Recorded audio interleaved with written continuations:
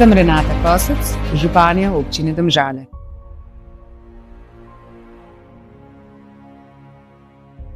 Prijazno pozdravljeni prvič v letu 2026. Kot ste lahko opazili, smo z prvim delovnim dnem že začeli z eno odlično aktivnostjo, in sicer s prevozi starejših.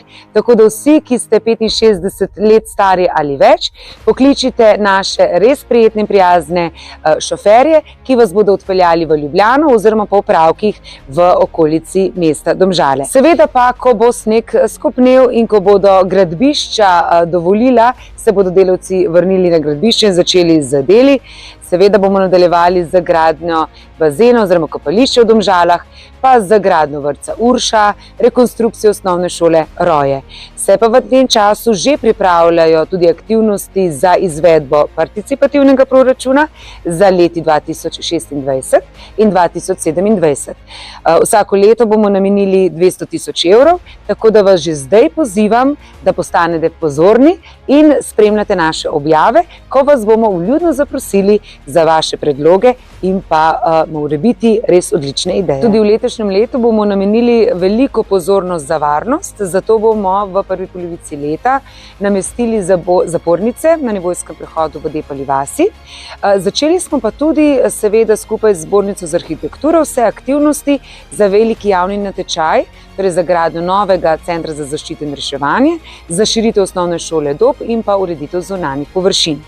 Prav tako v spomladanskem času bomo pričeli z gradnjo športne ploščadi v Študi. Spodbudne so pa tudi novice, da bomo nadaljevali aktivnosti za protipoplavno ureditev severnega dela, torej Homca in Nožic, tako imenovana etapa 2.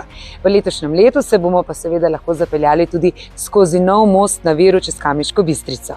Na področju investicij pa seveda tudi znatna sredstva vlagamo v obnovo vodovoda in kanalizacij ter v rekonstrukcijo cest in pa gradnje novih pločnikov.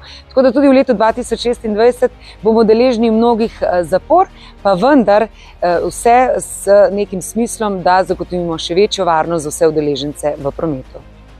Občina Domžale pa ne daje poudarka samo na investicije, velike investicije, ampak vedno več tudi seveda na naše družbeno dogajanje, ki je pestro v naši občini.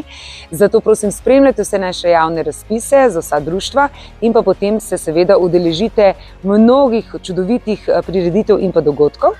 Lahko pridete na te dogodke peš, lahko z debajkom, seveda širimo mreže debajka, kot tudi lahko se zapeljete z Domžalčkom, širimo tudi postajališče našega Domžalčka.